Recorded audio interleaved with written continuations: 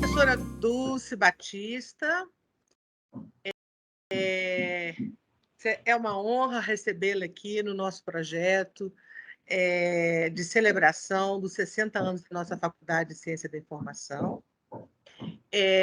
A ideia, professora Dulce, é que esse seu depoimento seja parte de um grande projeto maior de depoimentos dos professores da universidade e que fizeram parte da nossa Faculdade de Ciência da Informação, com mais especificidade do curso de Biblioteconomia. Professora Dulce, muito obrigada por ter aceito fazer parte desse projeto que se chama FCI nas Trilhas da Informação, celebrando, então, 60 anos da nossa faculdade. Muito obrigada mais uma vez por estar entre nós. Eu que agradeço, professora Simone. Para mim é uma honra muito grande, uma satisfação enorme estar aqui de volta à Faculdade de Ciência da Informação, ainda que de forma virtual, né? Como as circunstâncias impõem hoje em dia, recomendam.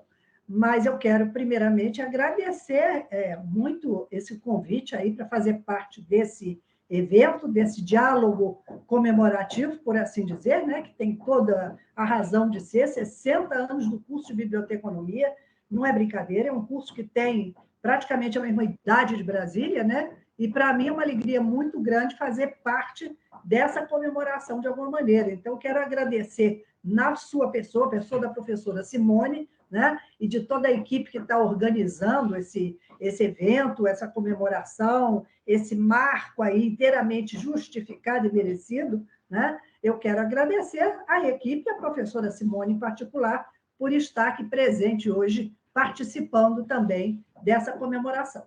Obrigada, professora Dulce. Vamos, então, conhecer um pouquinho sobre a sua formação e a sua titulação acadêmica. Fale um pouquinho sobre você nesse momento, professora Dulce. Pois não, agradeço muito. É o seguinte, a gente tem sempre uma questão de afinidade, né, com determinadas áreas. Às vezes, certas áreas são aparentemente desconectadas, mas não são, né? Então, eu sempre tive muita afinidade com literatura, com tudo que tem a ver com essa área de comunicação, de sociedade. Então, enquanto eu estava no Rio ainda, né, nos anos aí passados, né, da juventude e tal, eu fiz o curso de letras, né? Então, eu sou licenciada em letras pela PUC do Rio, né? Que é um curso muito conhecido, que estava assim no auge, numa década aí muito efervescente em matéria de cultura nacional. Então, foi uma experiência extremamente enriquecedora e que eu trago comigo até hoje. Para mim, como é que se diz? Insubstituível, né? Dentro dessa afinidade mesmo, desde sempre, com a literatura. Depois eu me radiquei aqui em Brasília, por uma série de razões. De modo geral, as pessoas vêm para cá a trabalho, e a minha conveniência foi essa também, a trabalho, e fui me acostumando, me radicando, gostando da cidade. Vou muito ao Rio, mas estou inteiramente integrada à cidade, e a UNB faz parte disso. Então, fiz as outras coisas aqui, acadêmicas, na UNB. Eu tirei o bacharelado em biblioteconomia, mestrado em educação e o doutorado em ciência da informação, que são áreas aí sempre procurando ter procurando ver de que forma, né, você tem uma conexão de uma coisa com a outra. E eu costumava observar muito, nossa, que interessante, eu estou no mestrado de educação e as leituras indicadas, de certa forma, eram aquelas do meu tempo de letras, no Rio. E não é que houvesse desatualização, é porque algumas coisas se referem. Por exemplo, você não pode mudar a história do livro, só para citar esse exemplo, né? A história do livro é alguma coisa que é ao longo do tempo. Você pode mudar disciplinas técnicas especializadas, como é o caso de catalogação, que eventualmente ela muda até de nome, de acordo com os avanços tecnológicos. Então, que impõe novas competências e habilidades para o profissional. Mas aquilo que ocorreu, né, a gente não muda. Quando você vai lidar com uma história, como é a história do livro e das bibliotecas, você não muda. Então, no meu mestrado de educação, eu tratei muito das reformas educacionais pelas quais o Brasil passou.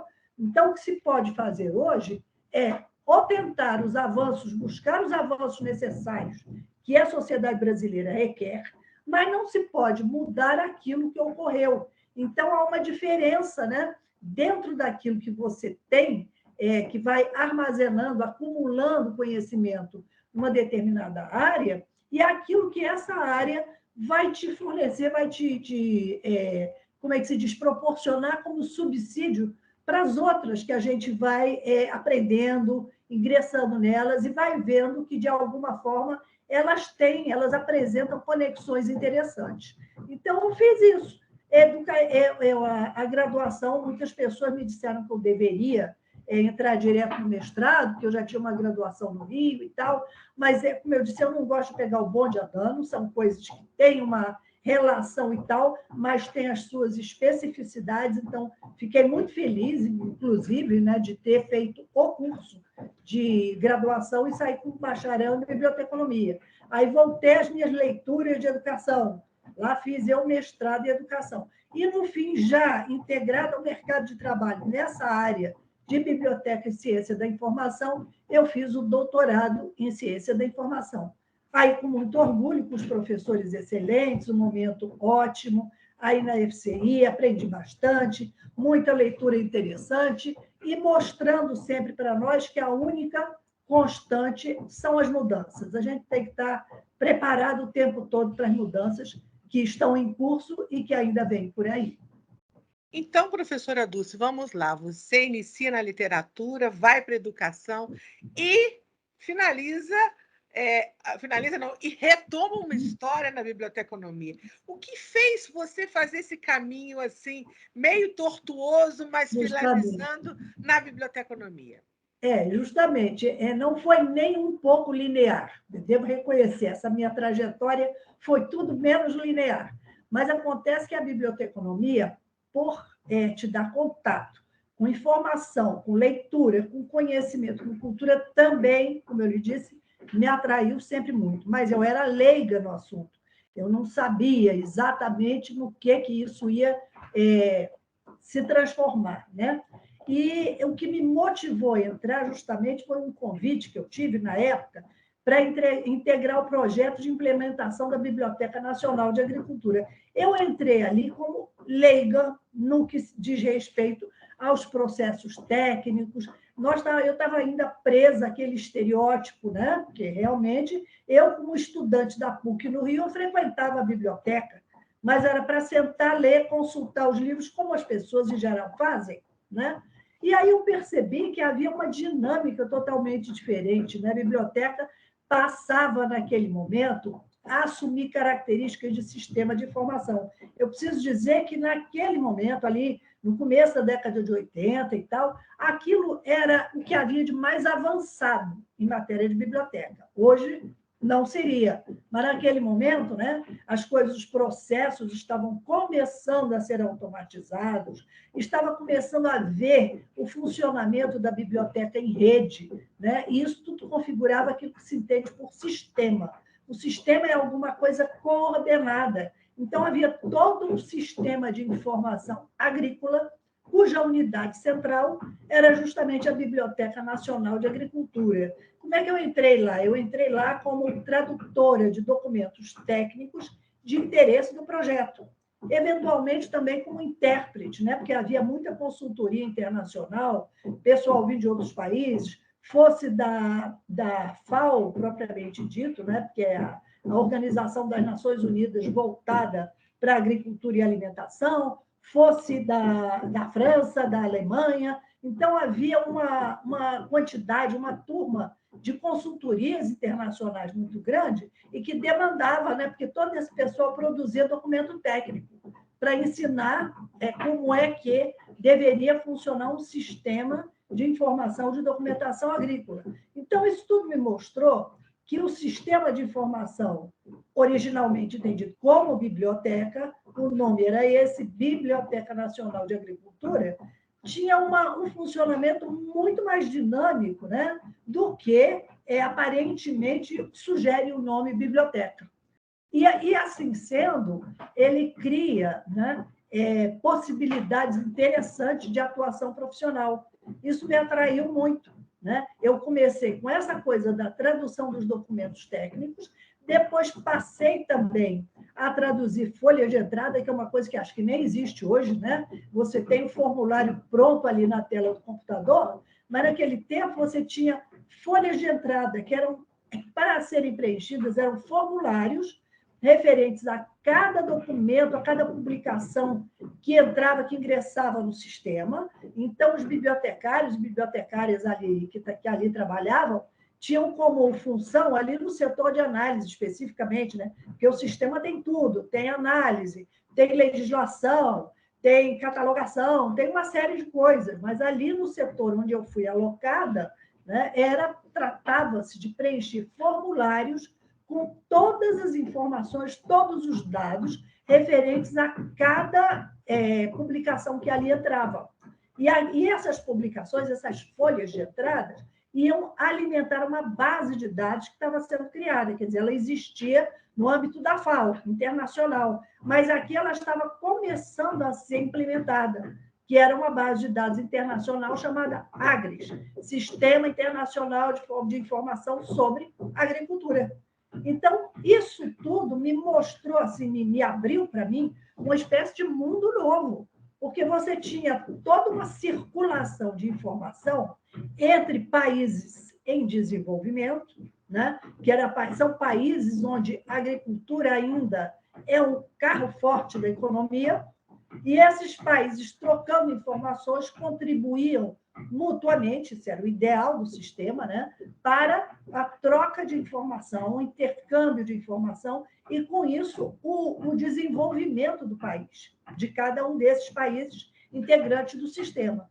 Então, essa dinâmica toda, a produção de bibliografias temáticas, né? Então, você tem aquilo que são os produtos mais importantes, produtos agrícolas do Brasil, né? Cacau, café, algodão. Então, para cada um desses produtos, se produzia uma bibliografia anual, né? E isso, o que é isso? Isso era um trabalho que mobilizava muita gente, desde os bibliotecários com preenchimento das folhas de entrada, até o pessoal da informática, o pessoal da editoração. Então, era uma produção contínua, né? E, ao mesmo tempo, de atendimento a usuários muito específicos da área agrícola, etc. Então, realmente, a minha motivação foi essa, foi constatar que a biblioteca havia evoluído a ponto de se transformar num sistema, e que esse sistema, pelo fato de exigir, de comportar uma dinâmica toda nova para aquele momento, né, ele abria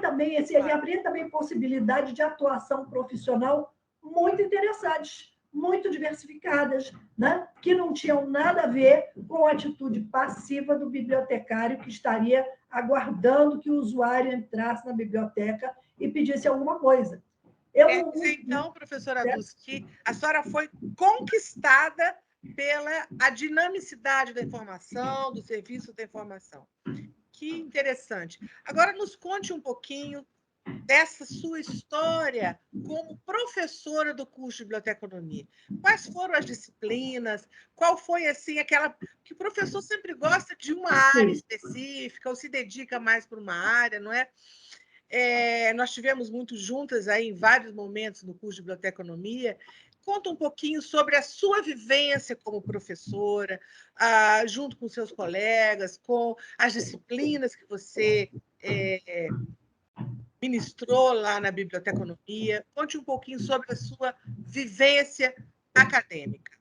Olha, foi uma vivência que envolveu uma série de experiências que eu considero extremamente enriquecedoras e gratificantes. Para mim, foi altamente positivo essa experiência como docente, tá? Então, eu entrei, foi muito interessante, que é o seguinte: no momento em que eu entrei na UNB, que ainda não era FCI, né, era o CID ainda, eu constatava uma coisa que é nuclear na formação do bibliotecário, mas que seria uma espécie de patinho feio do ensino, né? Então, muita gente, é difícil, às vezes, né, para o coordenador organizar aquela grade de disciplinas, às vezes, porque não encontra um professor que queira que esteja pronto para lecionar aquela disciplina. Enfim, no momento que eu entrei lá, eu fui incumbida da catalogação. Veja você, hoje em dia, catalogação está altamente automatizada. Tem muita gente que diz assim, olha, depois eu vou montar esse ponto, né? Mas que a biblioteca, como tal, nem precisaria existir, porque os processos técnicos estão todos automatizados. Bom, naquele momento que eu entrei, foi 2006, não era assim. E eu, particularmente, eu considero que todo bibliotecário precisa entender de catalogação. Nem que isso mude de nome, nem que os avanços imponham outros processos, outras técnicas, mas eu considero assim, um núcleo duro da catalogação, da biblioteconomia, né?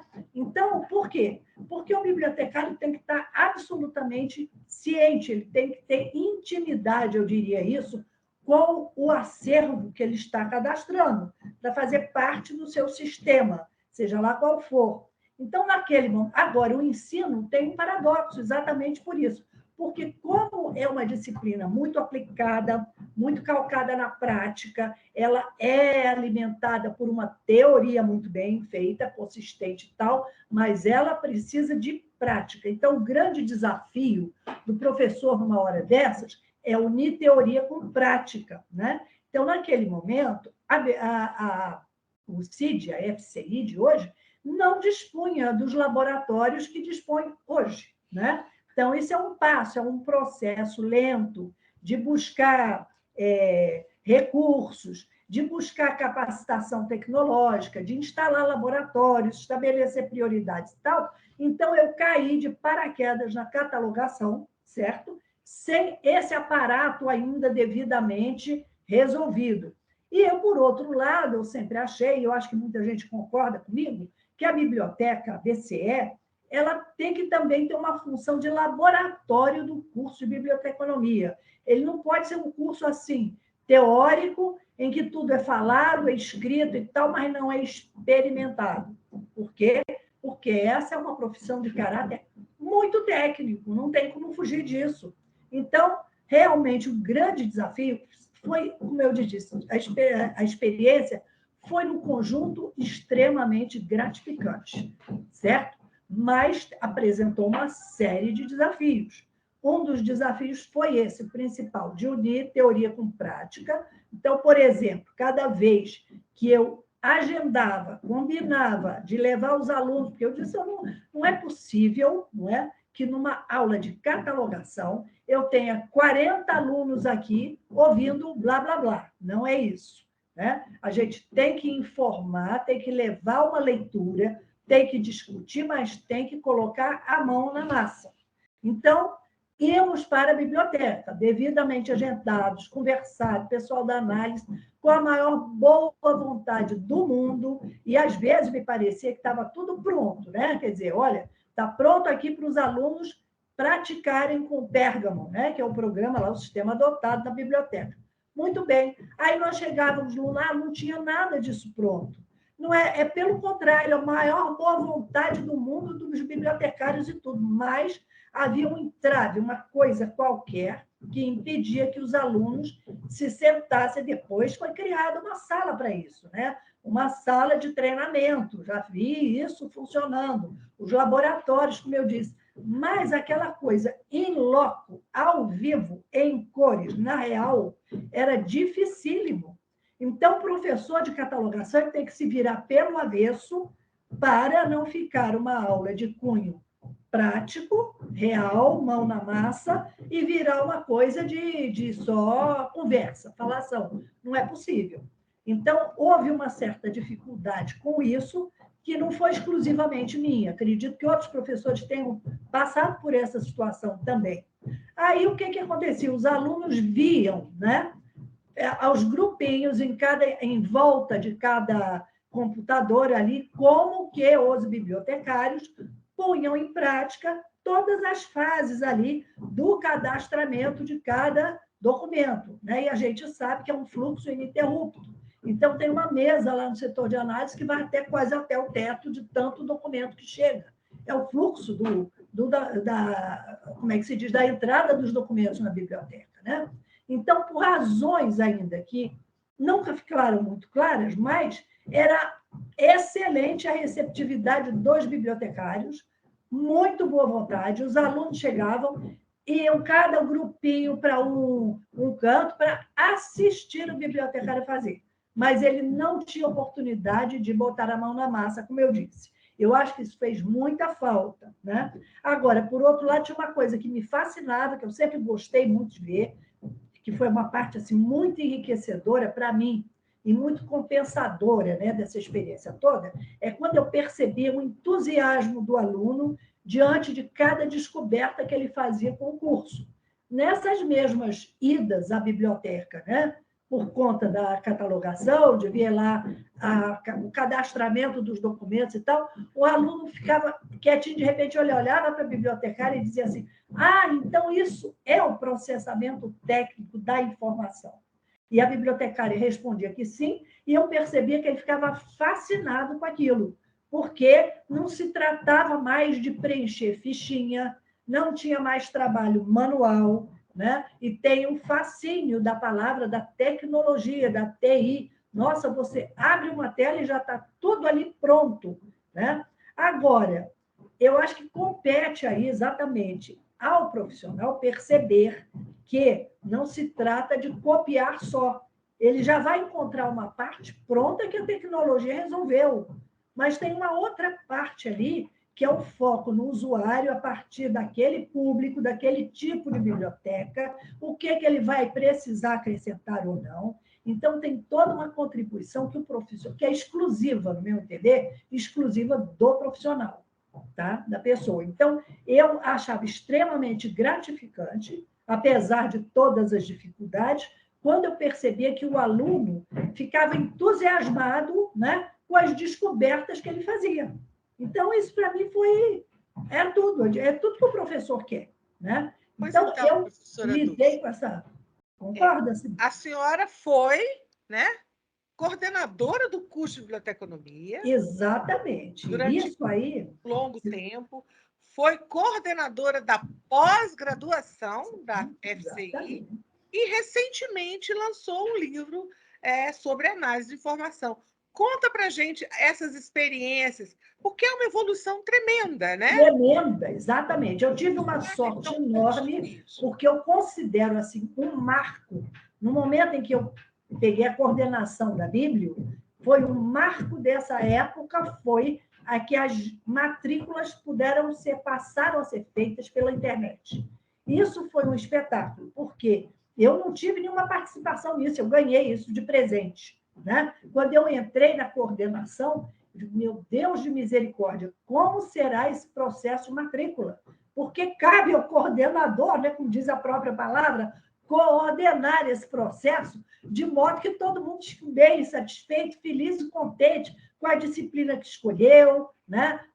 com clareza quanto àquilo que vai ser exigido, aquilo que vai ter que ser cumprido e etc. E tal. Mas manual era feito realmente, mas era um sofrimento, né? Porque muita gente, o curso foi ficando bem concorrido, né? Foi ficando, à medida que as pessoas iam passando umas para as outras, que tem uma dinâmica, que tem a tecnologia da informação no meio, né? Que o bibliotecário pode fazer muito mais coisa do que ele pensa. Então, o curso foi ficando mais concorrido.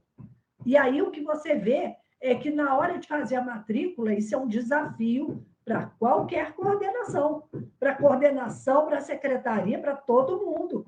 E para os alunos também, nem se fala, né? Então, eu ganhei de presente, vamos dizer assim, a automação, né, do processo de matrícula via internet. Então, isso foi um marco, eu considero, e que foi uma coisa que me facilitou a vida extremamente, quando você vê esses processos administrativos e gerenciais automatizados, aí você fica com mais disponibilidade para se ocupar da parte acadêmica, né? Então, uma coisa é meio casada com a outra, não tem como desvincular. Mas, de verdade, na hora que a internet entrou em cena, foi outra coisa, não tem a menor dúvida. Então, isso foi uma das coisas que aconteceram no meu período de coordenação.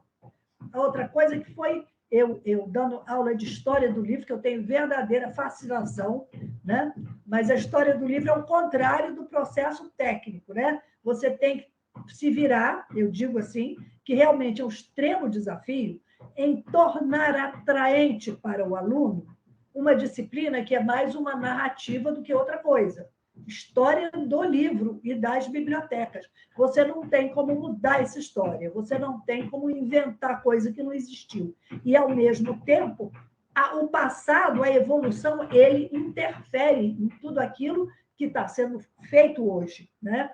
E projeta para o futuro o que precisa ser mudado, o que precisa ser mantido, né? O que precisa ser valorizado, né? E aí a gente vê uma série de coisas que não tem que chocar umas com as outras, de maneira alguma. Mas é um desafio, porque é uma disciplina, eu diria, descritiva, teórica, e você, nesse meio tempo, nesse ambiente, né, de internet, celular entra em cena, né?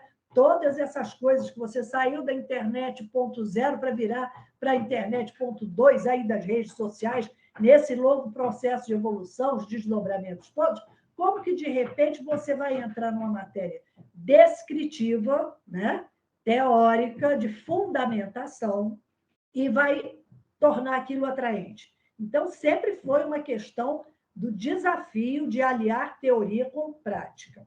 E depois tem a outra disciplina, a propósito desse livro que a professora Simone está dizendo, né, que é justamente também um desafio.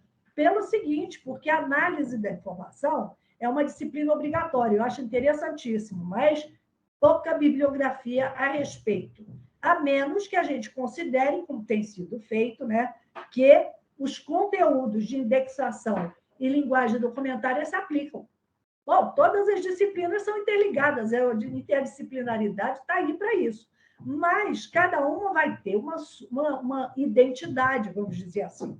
Eu considero que a análise da informação é alguma coisa importantíssima do ponto de vista de entender o conteúdo daquilo com que a gente está lidando, né? Então, o processo técnico vai ser aplicado, quando eu digo processo técnico, eu estou generalizando aqui, né? Hoje em dia tem essa coisa que chama aí sistemas de organização da informação, que é justamente o casamento da linguagem documentária com a linguagem computacional. Então, isso aí criou um pacote aí de facilidades, de maravilhas que a gente pode lançar a mão na hora de organizar, de representar e organizar a informação.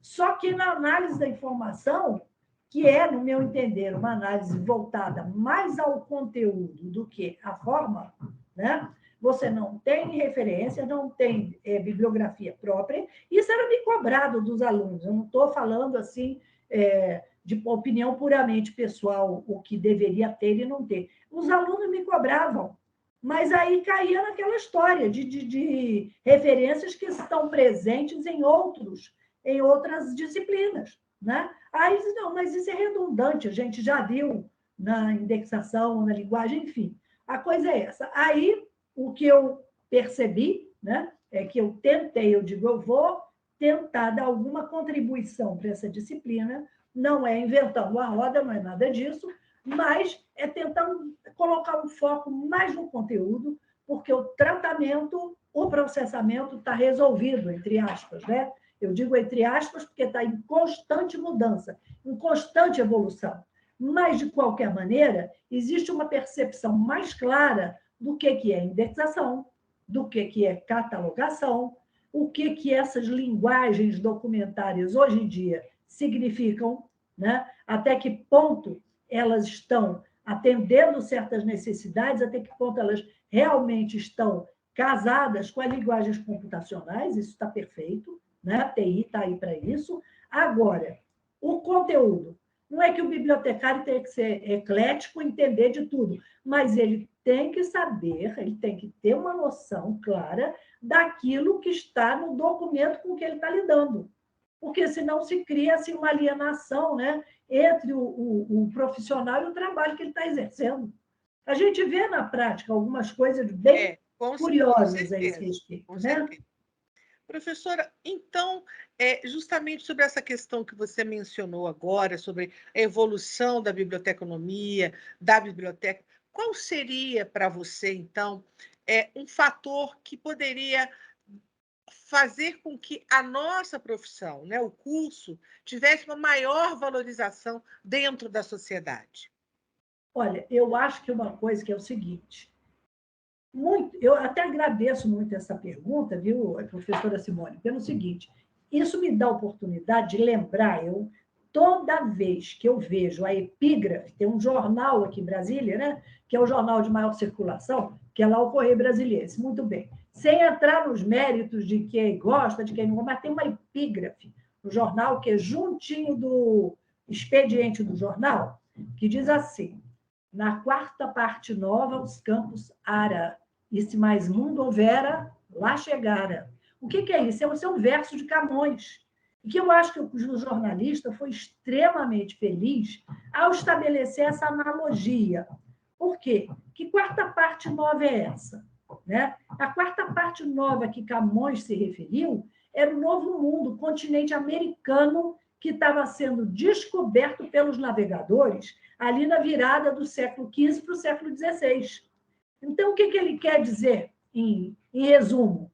Que da mesma forma que os navegadores descobriram novos mundos, né? O continente americano, que até então as três partes, vamos dizer assim, eram Europa, Ásia e África, então, da mesma forma que o navegador desbravou novos mundos, o jornalista se depara com uma quantidade imensa, né, caótica, de acontecimentos, fatos, situações, circunstâncias, é um emaranhado que ele vai lá, desbrava, transforma em notícia, e notícia é informação.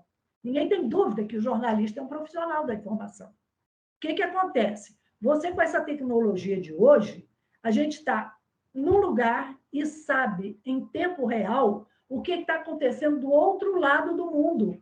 Por quê? Porque o profissional o jornalista foi lá, desbravou aquele emaranhado todo, e você tem condição de saber, ao mesmo tempo, o que acontece em diferentes partes. Aí eu digo, o que a biblioteconomia tem a ver com isso, né? O que nos toca nessa história, né? Então, tal como acontece com a mídia profissional, eu gosto de falar em mídia profissional, não convencional, porque hoje em dia não tem lugar para o convencional. A mídia profissional tem compromisso com a veracidade dos fatos, com a confiabilidade da fonte. Então, a biblioteca, num outro contexto, num outro modo de fazer, ela tem compromisso com a responsabilidade dos fatos que ela levanta. Então, a biblioteca levanta dados, né, para transformar em informação, que servirão à construção do conhecimento. Então, o que o bibliotecário, para responder essa pergunta, né, que eu acho muito interessante, eu percebo que a função e o desafio da biblioteconomia, ela não se encerra na disseminação da informação. Porque se nós formos analisar tudo aquilo que se publica nos TCCs, que se escreve nos TCCs, nas dissertações, nas teses, nos artigos, tudo que se escreve, nós vamos perceber que o bibliotecário se ocupa de uma variedade de assuntos que vão desde o estímulo à leitura, ao aumento do conhecimento num determinado assunto, letramento informacional, inclusão digital, e por aí afora é uma coisa enorme, a variedade de assuntos dos quais se ocupa o bibliotecário. Então, quando ele faz uma pesquisa sobre esses assuntos, ele está contribuindo de forma positiva para a sociedade. Não é uma informação que divulgou e acabou. Não, é uma informação que vai divulgar e produzir um efeito positivo, necessariamente positivo, se a gente for prestar atenção na literatura que se publica na área. Não é nada de efeito imediatíssimo, isso é variável, o efeito imediato ou menos imediato e tal, né? Porque, inclusive, todo o conhecimento que é produzido nessas ciências sociais aplicadas, às vezes ele é meio complicado de você ter uma avaliação imediata. Mas a grande verdade, o que eu observo é isso. Quando a gente diz qual o compromisso da biblioteca, disseminação da informação, ótimo, porém ele não se encerra aí.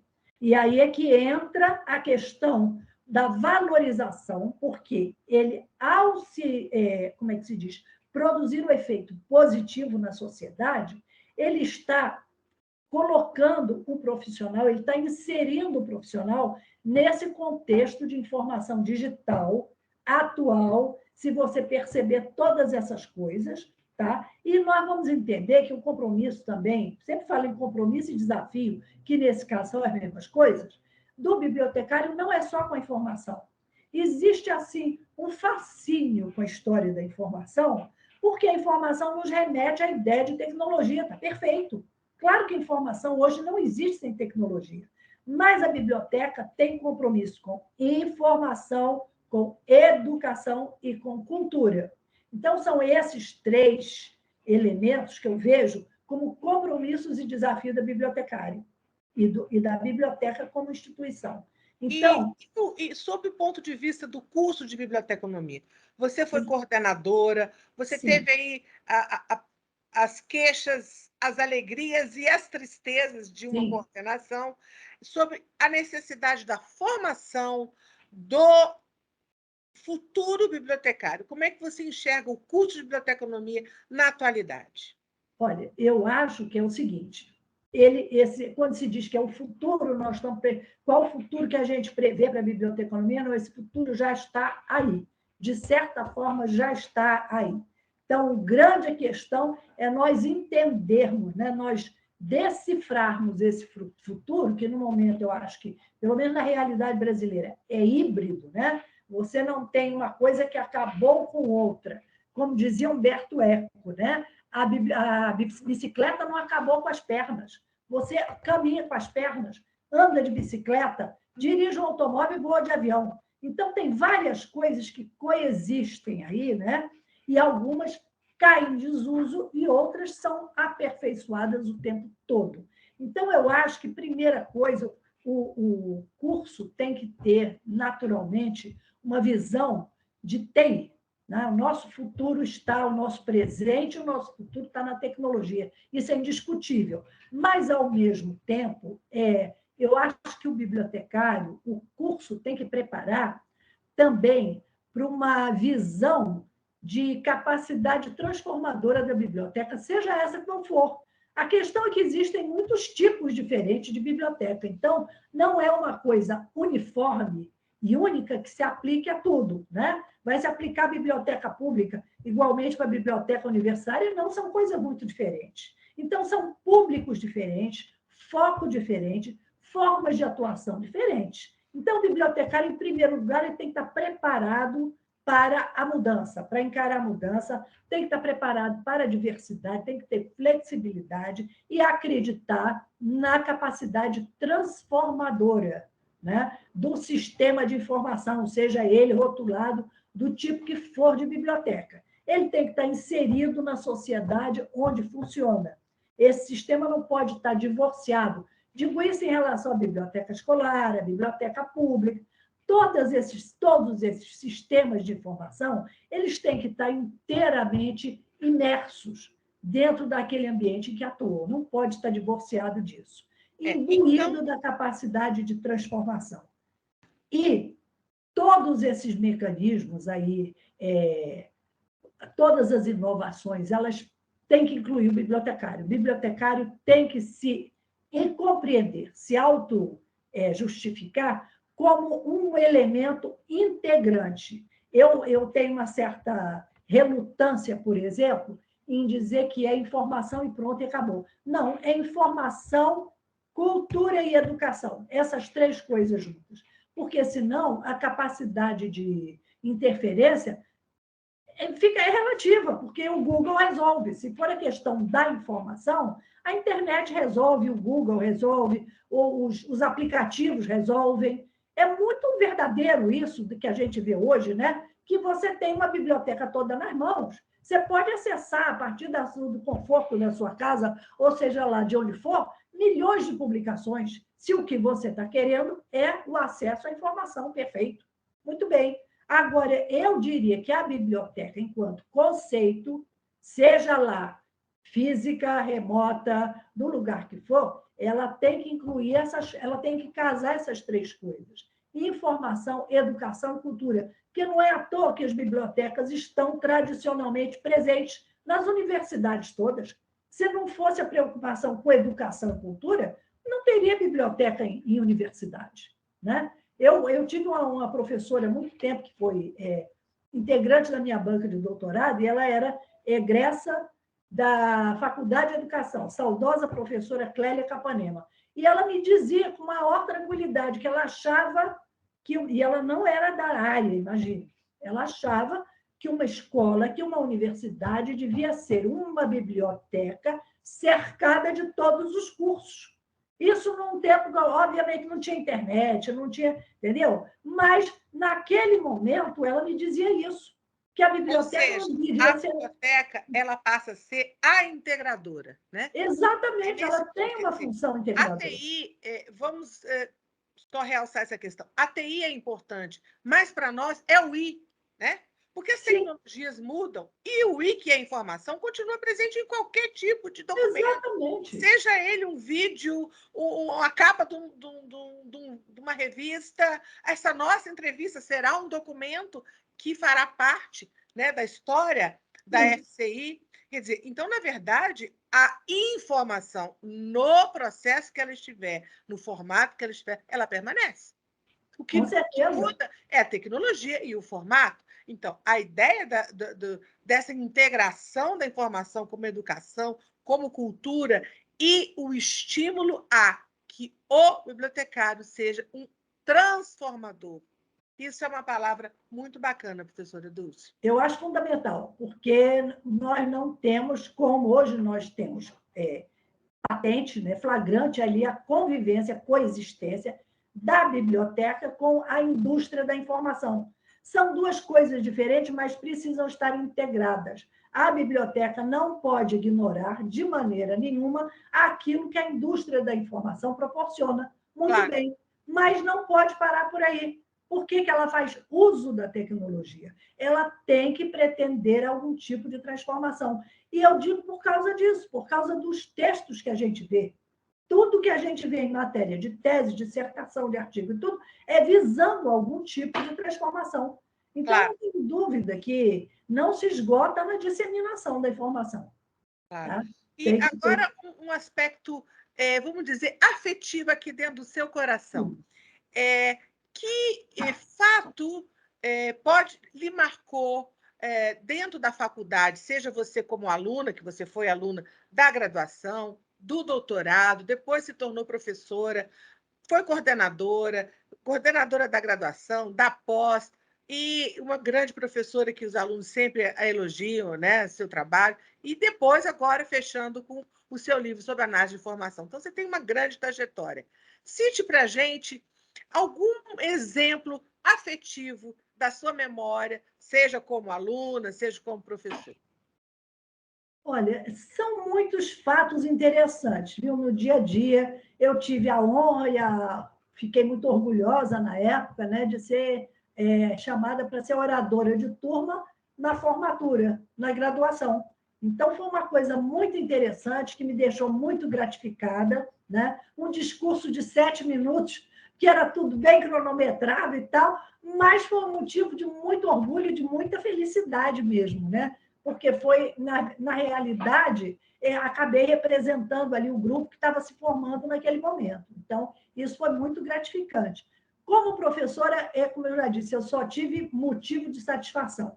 Toda vez que eu observava o aluno descobrindo coisas que ele poderia fazer a partir das disciplinas que ele frequentava, para mim é uma satisfação enorme. Né? Isso aí não tem como. Mas havia, claro, os motivos de conflito também, porque a coordenação ela tem uma questão de administração de conflitos. Né? Então, eu tive algumas situações interessantíssimas. Vou dar só 3 exemplinhos aqui rápidos, que foram muito interessantes. Né?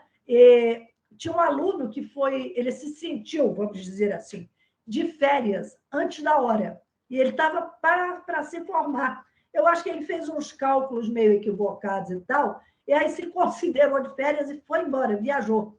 Aí, de repente, aquela bomba estoura na mão de quem? Da coordenação, né? Como que esse aluno vai se formar se ele não completou os créditos? Aí uma correria, e a mãe dele, desesperada, atrás da coordenadora para ver o que era possível fazer. E ele fora de Brasília, né? Eu digo, gente, costuma fazer é tentar ver se o aluno preenche esses créditos que faltam com mais alguma disciplina, porque não pode se formar, tem que ter uma, como é que se diz, uma equidade. Se os outros estão preenchendo todos os requisitos, por que que alguém, por algum motivo, não vai preencher? Né? Essa coisa que a gente tem que ter sempre em mente, questão de justiça e tal. Aí a mãe dele ficou desesperada, realmente, eu tive que administrar essa situação. Eu digo, minha senhora tem que fazer um esforço para ver se seu filho volta em tempo, porque o prazo estourou, e eu, enquanto isso, estou tentando ver se encaixo ele em alguma disciplina aí. Ah, mas ele já fez todas, tudo. Acabou que, depois de muita demarche, eu tive que conversar de coordenador para coordenador com o departamento de música, né? Para preencher aqueles créditos. E é claro que toda a faculdade ela dá preferência aos seus alunos, né? Que tem aqueles créditos obrigatórios e tal, aceita outros e tal, na medida da disponibilidade das vagas. Então, o professor lá, coordenador da música, extremamente gentil e simpático e tal, me atendeu, mas ele disse, ele vai ter que cumprir uma temporada na orquestra do Teatro Nacional, né? Só depois dessa temporada ele vai integralizar os créditos. Aí foi um desespero maior ainda, né? E a mãe dele conseguiu que ele voltasse correndo, não sei nem como, mas foi uma coisa de louca, assim, aquela corrida contra o tempo, né? E, no fim das contas, o colegiado aprovou que ele fizesse um trabalho de pesquisa devidamente orientado por um professor para preencher. Mas foi uma coisa assim, em cima do laço, eu tive que conviver, né, de administrar o desespero dessa mãe, né, por causa do estudante que tinha feito o cálculo errado, e outras duas coisas que eu não me esqueço, que também me marcaram muito, que para mim funcionaram como aprendizado. Era que naquele momento, até aquele momento, no comecinho aí, 2000, não sei, até 2016, um pouco antes talvez, era permitida a monografia em dupla. Depois isso passou. Porque, do ponto de vista da caracterização do documento, eu, particularmente, não vejo problema. Porque a biblioteconomia sabe o que é monografia e o que é seriado, são coisas diferentes. Monografia tem começo, meio e fim. E não tem, a priori, um inconveniente que tenha uma autoria múltipla. Não tem. Com certos critérios, evidentemente, por parte de orientação e tal. Então, naquele momento, era permitida a monografia em dupla, né? Aí eu tive dois orientandos, um estudante, um rapaz e uma moça. Eles brigaram, qual é o motivo comum nesses casos, né? Se desentendem porque alguém acha que trabalhou mais que o outro. Olha, mas a coisa ameaçou sair de controle, eu tive uma faringite com isso, que eu fiquei sem voz, os dois se desentenderam, foi uma coisa muito feia, o rapaz começou a ameaçar a moça, e quem me deu uma ajuda inestimável nesse assunto, que eu nunca vou esquecer, foi o professor Sebastião, que me ajudou a levar esse processo até o fim e a não entrar mais nessa questão, porque realmente ficou muito complicado, achei até que meio perigoso ali, aquela história. E uma outra ocasião foi a mesma coisa, eram duas alunas que estavam, assim, pé de guerra, ameaçando polícia e tudo mais, mas essas eram orientandas do professor Murilo, e eu estava com ele na banca. Foi, assim, um perrengue, como se diz, né? Mas foram vivências, assim, que serviram como aprendizado. E, de um modo geral, eu só tive foi muita satisfação, muito prazer, aprendi muito, que eu acho que essa coisa do professor é uma via de mão dupla, né? Se a gente consegue ensinar alguma coisa, aprende muito também. Então, foi muito interessante. Todos esses fatos, a questão da coordenação em si, para mim, foi ótimo, foi um exercício de gestão, né? Convivência com toda uma juventude aí interessadíssima em aprender e trazendo de casa as suas vivências, as suas alegrias, os seus problemas, alguns problemas muito sérios, né? Problemas muito sérios que são levados à universidade e a gente tem que lidar com eles da melhor maneira possível. E me entendi uma coisa que eu sempre tive em mente, que o professor tem que ter respeito pelo aluno, tem que tratar bem o aluno, não pode ser arrogante, não pode ser crente que sabe mais que todo mundo. Isso eu estou falando em tese geral, porque a gente vê tanto drama, tanta situação difícil, né? E o professor tem que atender né? Não é só questão de transmitir conhecimento, tem que transmitir Então, professora conhecimento. Dulce, Né? essa é uma palavra de alento importante. Nós já estamos. Quero agradecer as suas falas, estão super enriquecedoras, é uma experiência maravilhosa. E já estamos quase no final da nossa entrevista. Sim. Professora Dulce, que palavra ou que mensagem você gostaria de deixar para essa exposição, que vai celebrar justamente nas trilhas da informação, né? A nossa Sim. Faculdade de Ciência da Informação. Qual seria a sua frase para a gente fechar esse momento da sua entrevista? Olha, sem querer ser idealista nem fantasista, eu diria que a gente poderia criar um lema assim: biblioteconomia, informação para o bem. Ponto. Entendeu? Porque eu quero dizer com isso que o aluno ele vai adquirir alguns conhecimentos básicos na universidade, mas como mensagem, eu quero dizer que ele nunca desista, que o aprendizado é um processo para a vida inteira e que só vai trazer enriquecimento. Tá? Que qualquer enriquecimento, valorização salarial, seja lá o que for, é consequência.